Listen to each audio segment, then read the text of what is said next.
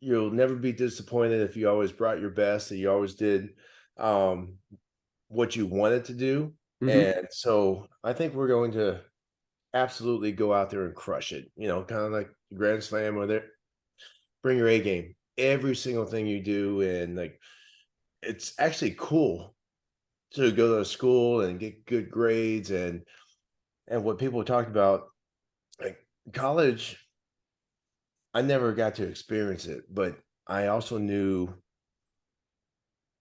I needed to try to get a scholarship. So you had to stay out of trouble, you had to get good grades, and you had to commit yourself to something. And that's why the A game name and what you're doing, you're bringing your A game every single second. So as long as you can do that, I mean, you're going to be successful because you're going to be happy. Yeah, exactly. You got to find what makes you happy. That's very important in life. So speaking of what makes you happy, you golf a lot and you're golfing before this. So how'd you do? Because I heard Well, you're golfing right up until this. So you have a good game this morning or no? Well, I'm playing to a 8 handicap now. Like my body doesn't rotate great. I picked up golf playing right-handed because we only had one set in our neighborhood growing up, but my flexibility is absolutely shot. We post a few things and people rag me about how my swing is, but guess what? It goes down the middle. It's not too far. I'm an 8 and I have fun all the time. But guess what? I woke up this morning and it was pouring down rain, and us being here in Florida, we have great weather all the time. So there's no reason for us to head out into the rain or into the cold. So we kind of just chilled. So I actually just met them for lunch. They didn't play either. They thought it was a bad day to play golf, especially early. So we're all happy, and um, we're gonna try to do it sometime next week. Yeah, no, that'll be good. What's your best part in your golf game and your worst part in your golf game? Because some people are like so good at putting when that's difficult for a lot. But I mean, I don't know. So what do you always look forward to when you play some buddies that like I'm gonna show them I'm good at this specific part? Well, my putter is really good, and it's all about getting to the green because my irons are horrible. So I've actually taken out a bunch of irons and I've gone the old man way. I'm hitting a 15 wood, I'm hitting an 11 wood and a 9 wood because I can handle it. I can't hit my irons great, but my bunker shots are okay, but putting I am pretty good. My drives are straight down the middle, but unfortunately, they're only about 250, 260 yards. Yeah, definitely better than me. I don't golf much. I do like top golf, that those little Yeah, fun things with friends. fun I'm stuff. I'm pretty good at hitting it straight, but not for distance. It could be like 120 to 150 straight drive. That's like all I can do. Or if I hit it further, it's way sliced. But I remember I used to play a little bit like just kind of for fun. And I remember I was like weirdly good at putting for like just picking it up. I remember my dad was kind of like, whoa, I was like some little thing I had. But then I hadn't really played golf since. That was all the way back like probably 10 years ago. Putting's fantastic, and down here in Florida, we have the best miniature um, putt golf courses. And I was just down in Cocoa Beach, and they had this gators and golf, so you could actually catch a baby alligator while you're taking your kids to play putt-putt golf. So it was a great thing. I hadn't been to Cocoa Beach in about 35 years, but it's amazing. So putt-putt golf is definitely fun, especially if you're a good putter, and it's always fun. It's You have to have fun with everything you do in life. So that's what I did when I played baseball and also in retirement. It's got to be fun. Yeah, so speaking of baseball, you what year did you start playing baseball? Because you were kind of towards the end of your career is kind of when I started watching baseball. So when did you start? What year? Yeah, I started playing baseball when I was 6, so that was like 1980. I was playing T-ball for the Green Machine in South Orange Little League in Orlando, Florida, and just loved it. And from that day on, just making that progression to Little League to playing against the older kids and then to high school, it was great. Orlando's such a great place. There's so much to do. I mean, that's why you have all these athletes, you have these musicians. I mean, Universal Studios, you got SeaWorld, you got Disney, you have like Gatorland Zoo. Like it's the best place in the world, and that's why we're probably getting close to 1 million people moving here every month because they see how much fun we're having here. They're checking out our Instagram and they're saying, "Wow, this is amazing." And I'm here. I'm not going anywhere. This has been home for 45 years. Yeah, it's good to know. So when you played T-ball, was it your decision to do it, or were you like, oh, my parents are making me play this, and then it ended up being like the greatest decision they made for you?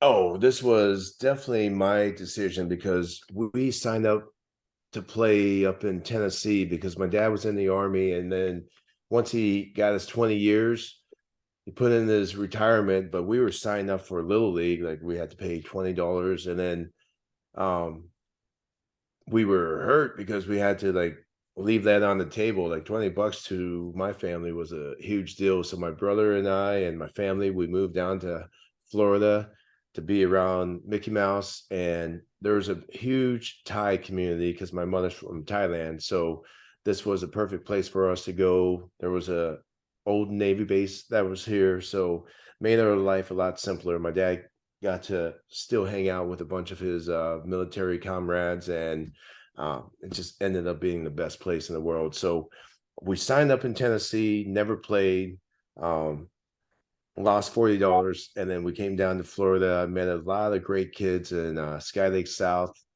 that I grew up with. We played soccer, we played baseball, we played like football in the park. So it was a great place to grow up, and I still have the same friends today.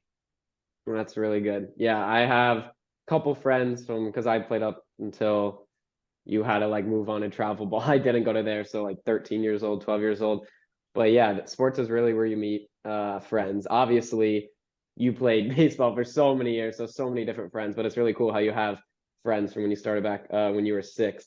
So, did you ever play at a higher level? Because I mean, if you're an MLB all-star level player in Little League, that's probably rare for people to see. So did you kind of play at a higher level? And you're also like pretty big. So I assume when you were 13, you probably looked like you were 18. Did you play with other kids way older than you? Oh, absolutely. And you mentioned that I was carded at movie theaters because I told them I was like, I'm 13, I should get a great rate. And they're like, there's no way you're 13. I was like, I don't have an ID to show you because I'm 13.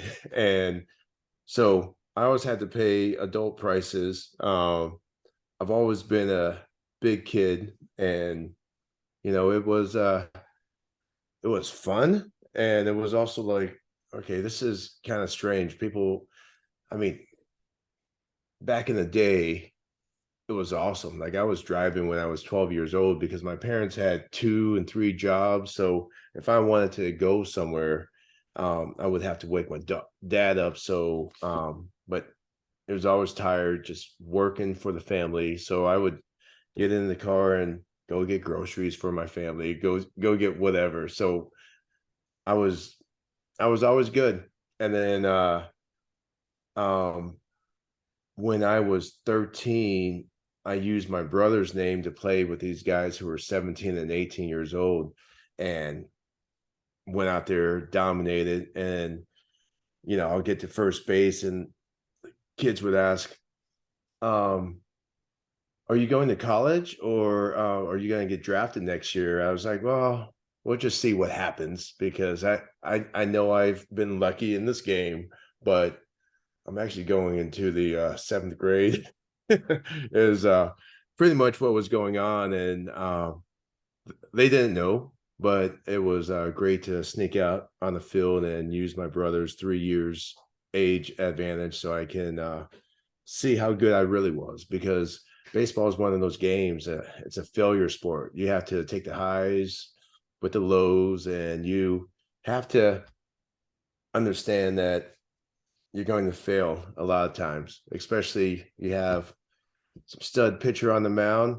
They don't have to be studs. You can just have a bad swing, But guess what? That bad swing can also turn into a two run bloop double down the left field line, and also the best swing you ever had can turn into a line drive to the first baseman. So I understood that as a youngster, and I think that's why I was able to go out and have as much fun as possible. Yeah, no, that's good. Did you ever like pitch or do anything when you were younger? Did you try everything out to kind of find your position? Yeah, I was a really good pitcher with a nasty curveball, and I'm not sure if your fans remember. A lot of times I caught the ball in the outfield at Yankee Stadium.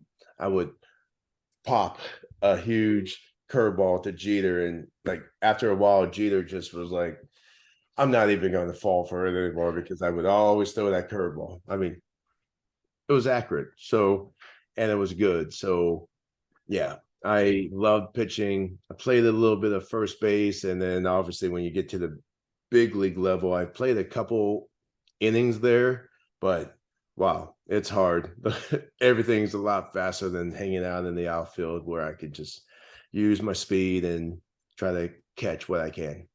Yeah, speaking of bigger levels, I think that's why it's good why you were 13 playing with those older kids because you weren't, I would say you weren't on pace with your age group. You got to experience this is what it will be like Yeah, the older I get because even the jump from like AAA to MLB, you can see it's huge for some players because you see some players batting like 350 in AAA, they go to the majors and can barely crack 200. So it's good to get that yeah. experience.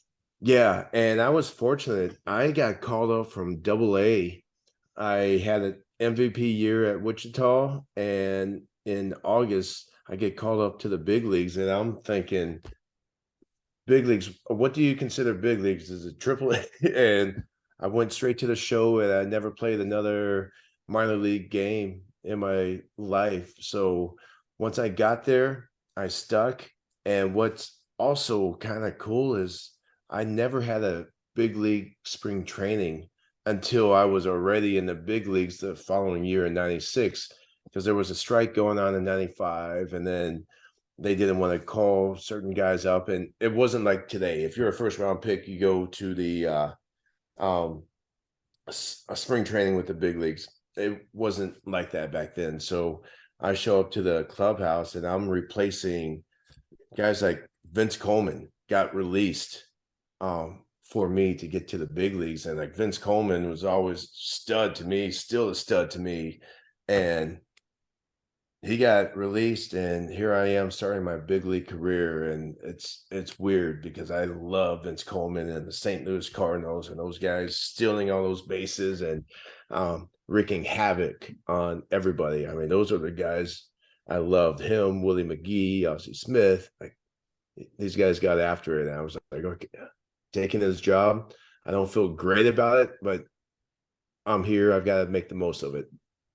Were you a fan of Cardinals growing up, or just like was that your team, or were you just a fan of that specific team because they were just fun to Oh, watch? oh, that team was fun to watch. I mean, they put the ball in play. They ran like Tommy Herr, like all those guys were stealing bases. But I was actually a Kansas City Royal fan because I was born in Fort Riley, Kansas, and we didn't have a baseball team here in Florida to root for. We had the Minnesota Twins, who was at Tinkerfield for spring training, but the Kansas City Royals were my team, and when I got drafted by them, it was just absolutely amazing, and wanted to get up to the big leagues to play with George Brett because he was my guy. Like when he hoisted the trophy in 1985, um, that's when I knew I wanted to be a Major League Baseball player. Yeah. So what was it like figuring out you got drafted by your childhood team and then you would get called up because some guys get traded in the minors and it's like you don't play who you play for, but you got called up and played with the Royals for many years of your career. What was that whole experience like? It was the absolute best. I mean, the best time of your life. Growing up, dreaming of being a Major League Baseball player, and then your dreams coming true, and then meeting all these players that you admired as a kid. And I have a big respect for the game and for the players because I mean, it all looks great on TV, And it is 100%. It's a lot of hard work that goes into it, a lot of love, a lot of heartbreak, a lot of pains and injuries, and but definitely the best time of my life. And I would say most baseball players will say the exact thing. It was the absolute best. Did you have like a heartbreak moment when you left Kansas City? You went Oakland for 1 year after that. Did you feel any different? Were you kind of like, wow, Yes. I wanted to play for this team. I was playing for this team, and now I'm gone and I have to move on. Was that really hard to move on with your career with that whole thing planning out before? It was hard leaving every team. I mean, I ended up playing for 7 teams, and every time I left the team, I mean, there were tears. I mean, I was with Kansas City for 8 years, a couple years in the minors, big leagues, and that was my team. And then when you change teams, it's different.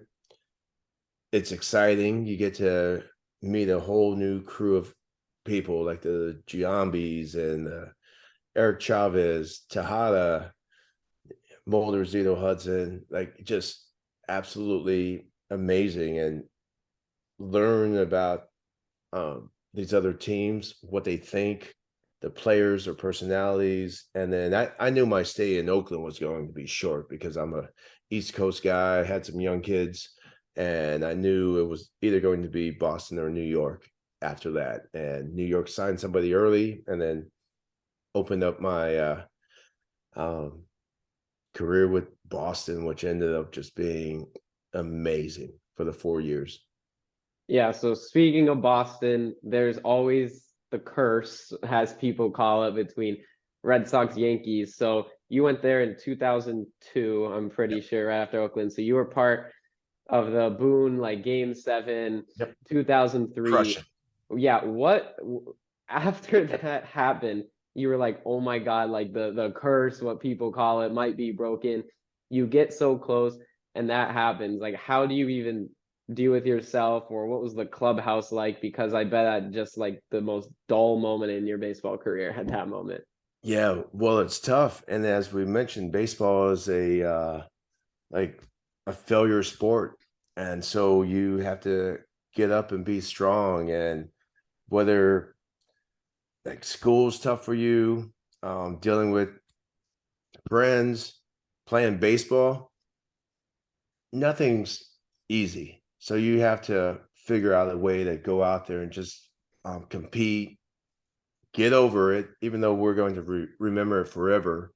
But we all just brought it together. And I mean, that's why these things are so special, because you have heartache and failure, and then you go out there and you like get together as a team and you just do everything right for a few games. Like we went 8 straight games where nobody could beat us.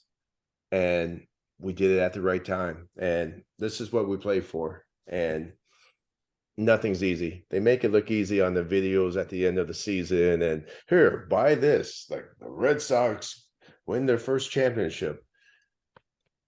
It made it all look easy. But we got after it. And I think that's why winning championships are very special, because you grow with players, you grow with their families, you grow with the fans. And you know, when it all comes together and you can hoist a trophy, get a ring, that's all that matters. You can't take that away from me ever. It is definitely a cool moment to have. So how do you go from 2003, the heartbreak, flash forward a year later, same situation, ALCS 2004, when you're down 3-0, like what does your manager even say? Like before game 4, I don't know if anyone's come back from 3-0 before that. I don't know that. I don't think so though. I don't think What so. what, what does your manager even say with those odds and knowing like if you get to game 7, it's not even gonna be at home? What was the whole clubhouse feel like? Well, a lot of people thought at the beginning of the season, like showing up to spring training, and I have like this crazy long hair. And Theo Epstein comes up to me. He goes, "Whatever you do, do not cut it. Like we have,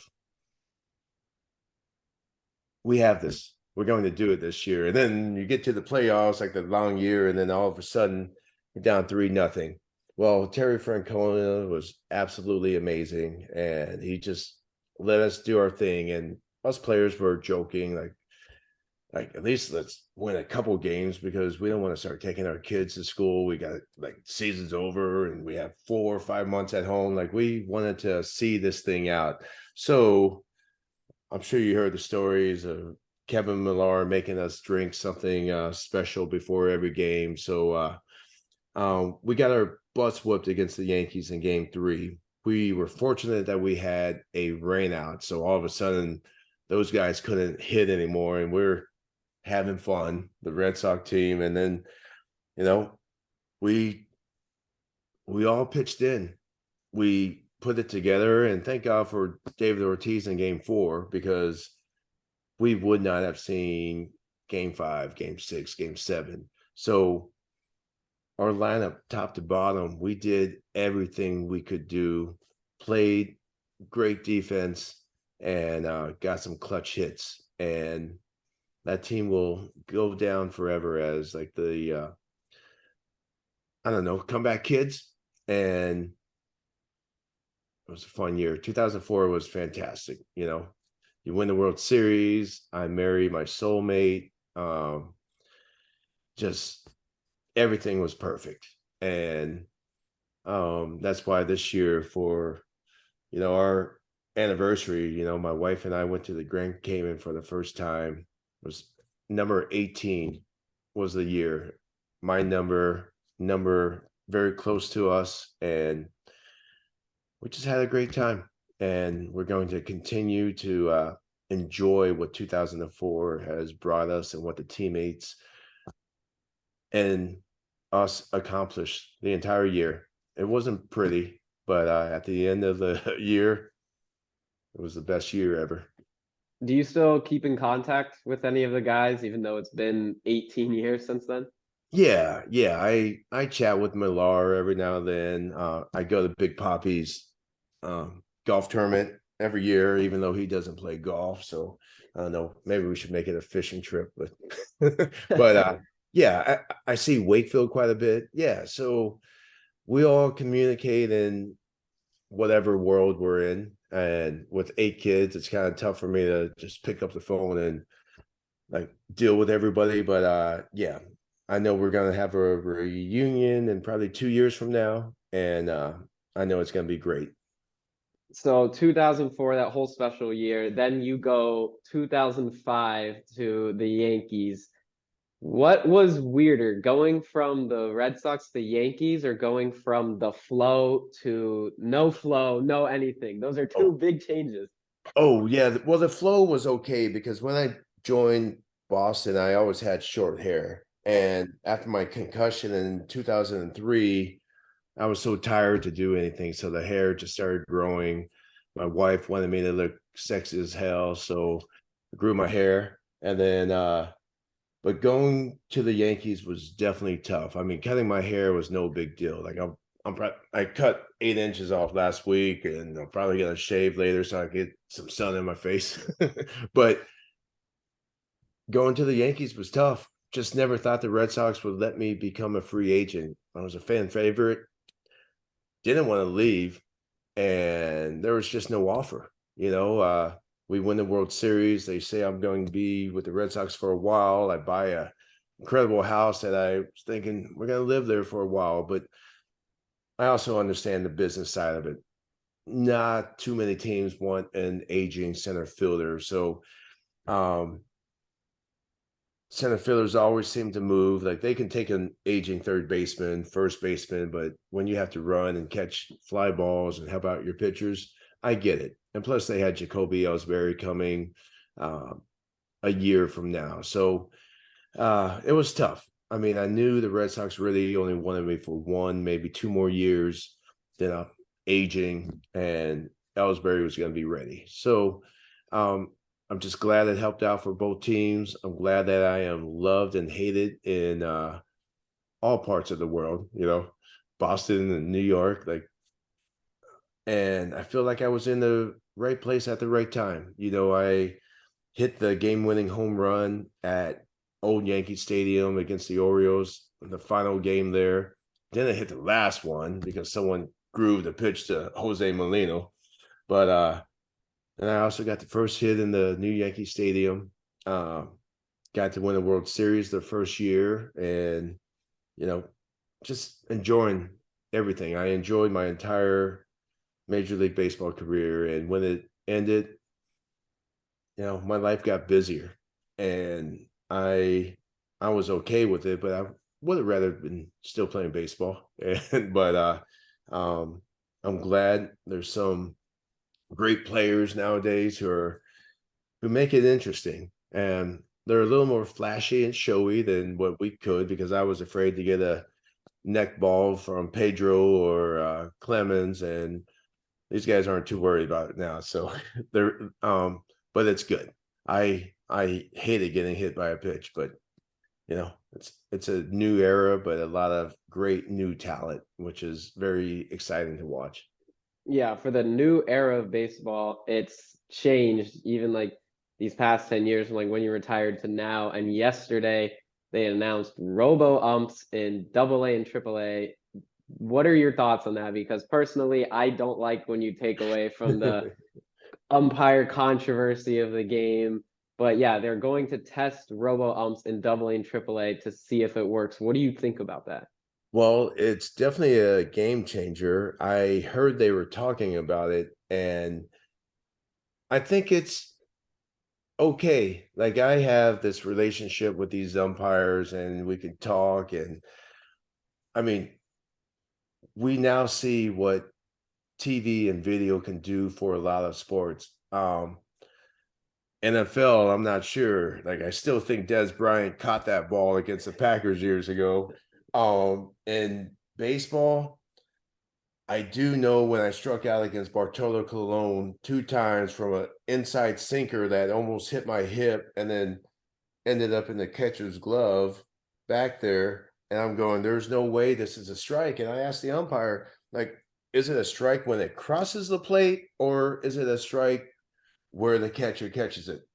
When it crosses the plate. So I get kicked out of the game because this pitch was this far inside, hits the catcher's glove right down the middle. And I'm like, all right, I'm arguing, I'm out of the game. So at least we know what's real. Um, Human error is a huge thing. I I'm around Joe West all the time. He was a great umpire. A lot of people didn't like him, but guess what?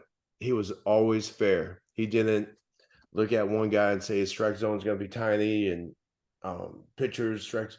He was fair. So we will miss that element of the game, but it's worth seeing. I mean, I love watching soccer, and the VAR rules are, it's amazing how some guy could be offsides by a quarter inch, and the goal is not allowed. So I think it will be good, and it will also make the umpires like, hey, we've got to do a great job because we don't want to get replaced by robots. Robots is where restaurants and sports and everybody's going. So if you want to go out there and work, go out, bring your A game, do a great Yeah. job. Yeah, and you're talking about flashy plays, players doing that. There's a lot of players now just trying to like juice the stats or swing for the fences. Something I always liked about you, you would always just get the hit. You wouldn't like it could be a big situation. You wouldn't try to be like the Bonds, be like, I gotta like Yeah. big hit or nothing. Like you ended with a 284 career batting average. You would just always try to get the big hit. You don't see that much in the game now. You don't really see too many like, oh, this guy's gonna lead off, he's gonna get the single to start the inning. Everyone just seems to, I don't know, swing for the fences or something. So have you, I don't know if you've noticed that as well. I just always liked players that would just get the hit. How do you feel about players just trying to go for the stats or the big hits instead of just playing baseball how it is? See, what I always thought was you have to learn how to produce runs in the postseason to win. Obviously, the one swing is great. That's what the Yankees needed in '09. Like one swing on the bat is 3 runs. Well, yeah, these guys aren't hitting for average anymore, and I am still disappointed I ended up at 284 because I know there's a number of times they gave me errors, and 285 sounds better than 284.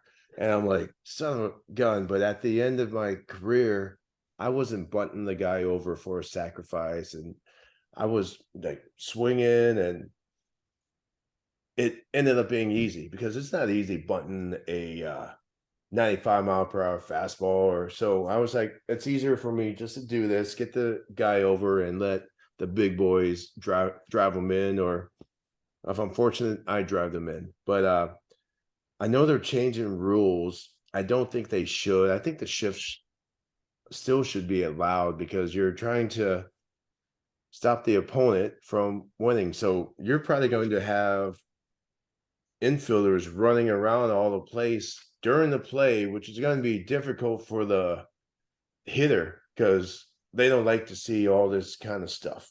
Like Mark Teixeira hated when guys stole when he was at bat. And I totally understand because he wanted to concentrate on this a ball. And then I never stole when Teixeira was hitting, except in the World Series, because I knew they had the momentum and we had to take it back from them. So that's why, stole 2 bases. I should have did it during the season, but Tex was like, I don't like people stealing. And then picked the right time to do so. Yeah, you're fortunate that stealing was like that back then because now another new rule is bases might get larger, which makes the stealing distance shorter. Not by much, it's by like four Yeah. something inches, but I mean, it could be like zero point 0.1 seconds could make the difference. So I didn't know your Right. thoughts being someone that would steal a lot of bags or even a catcher's point of view. Because if there's some catchers, like you get them by those 0.1 seconds, and now if the bases are like the littlest bit larger, like it could actually make an entire difference in the game. How do you feel about that new rule? It I don't like it. It makes a difference in that game. It could make a difference in the postseason run. It could make a difference on who the World Series champion is. So I do not like that, but I wish we had instant replay back then because I know there was times because I slid feet first a lot. I would be called out because I stop on the bag. So towards the end of my career, I started going head first again because you hit the bag and then you go past it. And I got called out so many times stealing bases, and I'm like, you gotta be kidding me. Like there is no way I could look at any replay, but that's why it's actually good. Um, and also because I worked the count 10, 12 pitch at bats, the umpires were calling these strikes on me because they wanted to hurry up and make it a 4 or 5 pitch at bat. I was like, no, my job is to create havoc, wreck this pitcher's train of thought, and make him work. Whether I get a hit or not, he's working. And by the time he sees the next guy behind me, he's going to be worn out and maybe groove a fastball to Big Poppy. Yeah, exactly. It's nice to have Big Poppy bat behind you. And it's good to get that pitch count up because even when I watch games, even if the batter gets out, it's like, yes, they like made him pitch 12 pitches when Right. it should have been 4 or 5. He just pitched two, maybe three batters worth. I know you got out, but that's Yeah. very good. And it's very fortunate to have someone like Big Poppy batting behind you. What was that like when you were in Boston to just know that that guy would be behind you or you'd be on base, so you'd have to be like, yeah, I gotta be alert to run because he's gonna hit it and play a lot. Yeah. Yeah. This guy was absolutely amazing. I mean, he just brought that charisma. He brought a winning mentality. I mean, like these guys coming over and playing, they want to be superheroes to their countries. And I mean, playing with Big Poppy, Pedro Martinez, these guys want that statue. Like that's what they shoot for. They want to be the best they can. So when they walk down the street, you know, people cheer for him. And Big Poppy was just absolutely amazing. I love him. So you play with him in Boston, obviously, and then when you went to the Yankees, I was wondering how, because you go from 2004 season to 2005 to where you ended the Yankees' hopes with a grand slam and then six total RBIs in Game 7. How welcoming were the Yankees fans? We are kind of like, hi, I just ended you in the ALCS and now I'm here. I mean, were they excited because someone like you was there, or were they kind of pissed because they're like, wow, really? Yeah, well, it took some time. I had to go out there and prove my worth. And in 2006, I was the best player on the Yankees. My stats, my home runs, my clutch performance. 2007, I had a really tough start. Um, we just had a baby, and a couple of my former teammates passed away, and it was very difficult. Like Corey Lido, I was supposed to go up on the airplane with him, but after we lost the postseason game, um, I went back to New York, packed the car, drove home, and then I heard the next morning, like I stopped over in New Smyrna Beach, Florida, and I heard a plane went into a building, and right away I knew it was Corey. So I was crushed. I know Josh Hancock. I played with him in Boston. He passed away. I believe that was Tony Gwynn and Kirby Puckett. Like, um, yeah, and I was like, man, do I want to keep playing this game of baseball? I mean, I enjoy it, but I actually enjoy my life a lot more than baseball. So it was a tough go for me. I got out of my funk, my depression, maybe. It was a tough year, and being questioned on, if you could do it or not. And I told Tori, like, before the season ended, I was like, I'm the best player here. I'm the guy who can get shit done in the postseason.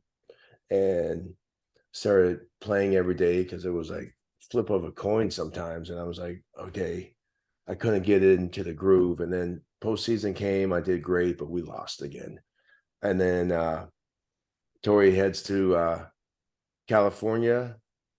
We hired Joe Girardi, and this guy is an absolute beast. I still think he's the best manager in baseball. And going back on that, Grady Little was my favorite manager ever.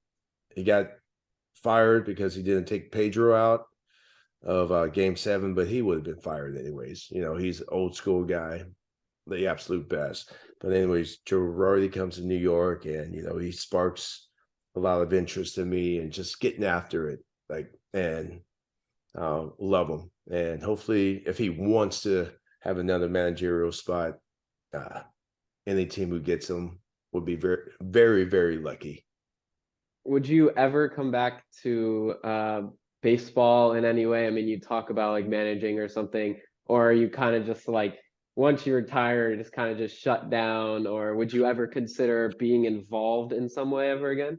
It is such a tough thing to think about because I did put my name in a managerial spot, and they didn't even take my name because they know I'm not like the money ball type of guy. I'm the guy who understands how the players are, if they're ready to go, if they're not, when they need days off. Like I know how to communicate to a lot of people. I wanted to be a manager, but right now I'm concentrating on my drinkagame.com. Um, and I'm also committed to trying to bring a baseball team to Orlando. I think our demographic is absolutely amazing. We have a lot of diversity here in Orlando. We have the highways that can get people to and from everywhere. And Orlando's been home, and I would love to see Major League Baseball here. That was actually going to be one of my questions because they talked about Oakland, who you played for 1 year, possibly moving them. So my question, which I guess it's Orlando, was where would you put, or where would you move a team or build a new franchise. So you think Orlando would be the best place? I think Orlando would be the best place. I know Vegas would be a great move for the A's, but I'm not sure how the politics and everything is going on there that would allow that to happen. I do think Charlotte and Nashville would be viable spots. And with Tampa Bay being so close to us, it makes it a little bit difficult for Major League Baseball. But Tampa Bay is so tough to get to. I would love to see if the team can work here. I know there's a number of ballparks or places in Orlando we can put the team, possibly close to Aquatica, right off of 528, I-4, Universal Boulevard. You have Orangewood Boulevard. You have International Drive. So it would be great. And people visit Orlando. I think we had 78 million people visit Orlando last year. And you can do some special things like a New York week. So Orlando could play the Yankees and the Mets, and then all people from New York come down and they celebrate. Or you can do a Chicago week, whether it's the Cubs and White Sox come down. So you can do so many great things. We have the best hotels in the world. And I mean, that's why I've been here 45 years. I'm not leaving. I thank my parents all the time for choosing Orlando instead of another place. Yeah, you have a good point about people getting there because even Tampa, even when they were like a playoff team of like high tier playoff team, you would look at the games and it looks like a regular season game on like a Wednesday or something, like during Yeah, work hours. Like, oh, that's probably why no one's there. It's like, no, right. this is the playoffs, and it seems pretty empty. And speaking of Tampa, very interesting stadium. Did you have a stadium that was your least favorite that you played at for either hitting wise or fielding wise? You know what? With Tropicana Field, I actually did not mind it because when it's pouring outside, you know you're still going to play a game. So you're not going to be canceled. I mean, there were days up in Boston and New York, the weather's perfect. We take batting practice, we go inside, then the managers come and say, we're on a hold. And we're like, for what? Like, what's happening out there? Weather. And it's like, are you kidding me? So we're all ready to go. So I don't mind that part of it. I did hate getting short fly balls down the left field line because there's a spot where you just can't see anything. But I always crushed in Camden Yards. Going back to Kansas City was always fun because that's still my favorite stadium to this day. Just beautiful, way ahead of its time. I mean, it's 50 years old and it's the best. I haven't seen like the new Arlington ballpark, a couple of the new ballparks, but hopefully one day I'll get to see them. But yeah, there were great places to go, and it was always great hitting home runs wherever, and doing good, stealing bases, and getting the crowd up and saying, "This is," telling their kids, "This is how you should play the game." Because I always went out there, I hustled. There was only one thing you can control. You can hustle. You can't control if your line drive goes to a glove. You can't control, like, you can do your best, but the game was absolutely beautiful, and I definitely played in the best time. And hopefully, there's a lot of great memories for fans to come, and a lot of just excitement. And we have a great generation of players who are definitely bringing their A game. Is there certain players that you watch right now that you kind of like seeing either change the game of baseball or just having a good time? I don't know how much you still follow along, being retired for multiple years. Yeah, well, I really love the shortstops. I mean, um, was it Trey Turner? Yep. This guy is absolutely amazing. And found out he was a Florida boy. I was like, all right, I love the way he plays the game. Tim Anderson. I mean, the best athletes are always going to be like shortstop or center field. That's not ever going to change. But you just add the pieces of the puzzles everywhere around, and it's fun. It's some great teams. And I mean, I wanted to dabble into it more because I know I can keep on winning. I mean, that's everything you ever wanted to do was win at like whatever you do. And think I could be a great GM, a great manager, but I really want to bring baseball to Orlando. That's my next passion. That would be cool to see if it ever happens. That's who I'll think of. I'll be like, it's because of him. No, Yeah. no, but Yeah, that would definitely be a good place. When I was trying to think of that, I was just thinking of like states that don't have teams. Obviously, Florida always has a lot of teams, but like Orlando's perfect. I mean, like yeah, you talk about everything around, but I did feel like I think you might have mentioned somewhere in like North Carolina, I thought would always be cool Charlotte. because you always hear like little leagues. I know that's a lot like North sometimes too, but a lot of little leagues in North Carolina. Baseball is like huge there, and then there's no team, so I don't actually even know who they'd root for. I don't know which team's Right. the closest, maybe the Nationals or something, but I thought that would be a pretty good location. Yeah, well, right now in Charlotte and Nashville, they're probably rooting for the Braves. Um, and probably like Cincinnati. I mean, there's really nothing down there. So that's why there's all these rules when cities try to get a certain team. But I think Nashville would just be an amazing place. They don't have the basketball team yet, like Charlotte does. Charlotte has their football team. They probably have hockey.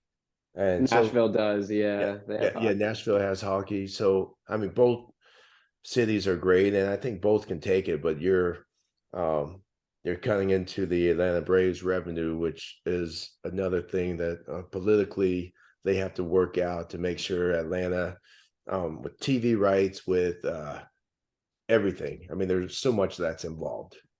Yeah, so towards the end of your career, you jumped around a lot of teams like a lot of players do. When you left the Yankees, I mean, like World Series, and then you leave them in '09, was there a specific team you wanted to go to, or did you think maybe the Red Sox would call back, or were you kind of just like, I'll kind of go wherever, whoever Yeah. calls? Well, I was kind of done with wanting to go back to the Red Sox. I mean, I had my time there; it was fantastic. Um, but yeah, the Yankees getting rid of all these players after we win the World Series, and they were never the same again. I mean, they haven't been back since. So after the Yankees, I there were two teams that came up: the White Sox and the Detroit Tigers. And the White Sox, I mean, South Side's not the best. You take the wrong turn, you're not in a great neighborhood. And they also had spring training in Tucson. The Detroit Tigers had spring training in Lakeland, Florida, and we just built a house thanks to the Yankees. And um, I wanted 6 more weeks at home, and I knew Detroit wasn't favored, but I also thought going there could be like we could turn them into a really good team quick. I mean, you have Verlander, you have Scherzer, you have Miguel Cabrera, you have a talented team. Unfortunately, a lot of guys just didn't pitch that year. They were pitch great that year, except for maybe Scherzer on our team. So we didn't make the playoffs, but the Red Sox were trying to get me at the end of the season to go join them. But I knew I was only going to be sitting on the bench, potentially playing every now and then. And they blocked the Tampa Bay Rays from coming to get me. So I was kind of upset with that. And I actually haven't been traded during the season, and it just makes it tough for a huge family. That was the whole end of your career. Was there anything that I didn't ask that you'd like to talk more on, or a specific Huh. team? Yeah, I mean, I had fun every single year. Towards the end, it it's not fun ever, and I actually wanted to play more. Like I'm one of three guys who played in 140 plus games for 16 straight years, and I couldn't get a job my last year. I mean, I hit 272 with the Rays, hit 16 homers, drove in 80, scored 80. I couldn't get a job, and so I didn't get a job until May 1st the following year, where I was 10 weeks late for the season, spring training and everything. And I tried to play with Cleveland. I was just absolutely horrible. My golf swing was getting better, but I was like, man, this is May 1st And so it's tough when you kind of get pushed out because of your age, because then you're like, well, where do I go train? Like, am I gonna go hang out with the kids at high school still and like train every day? So that was a tough thing. I wanted to go back to Tampa, but it wasn't in the cards. And I know I brought a lot to Tampa, especially the miracle year we came back and made the playoffs. And you know, I, just a lot of great experiences playing Major League Baseball. Is there, if you were to like retire your jersey, is there a team that you would pick? I mean, you won a World Series with Yankees, with Red Sox, but also Royals were your team growing up.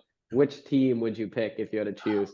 Shoot, unfortunately, for two of those teams, I would say Kansas City. I mean, my stats with Kansas City were people don't remember because we weren't on TV as much, but I did pretty darn well there. The Red Sox, I would love, but they're saying, oh, he went to New York, so you have to deal with that question. And New York would be fantastic. I wanted to play for New York for a couple more years after that World Series win, and so I could solidify a team, and it just didn't work out. So, and then the New York fans would be like, "Oh, remember he beat us with the Red Sox? Remember this?" I was like, "Yeah." So Kansas City might be the easy choice, so you don't have to deal with all the headaches that go with it. Gotcha. So that's all I got. Appreciate it filling out episode 3 for me. Anything you'd like to say before we close it out, or are we all good? Hey Taylor, had a great time. I greatly appreciate it. I know I showed you one of the rings. I've got both of them right here. So just so your podcast sees, that's what we get after it for. Um, hard work, sweat, tears to win championships.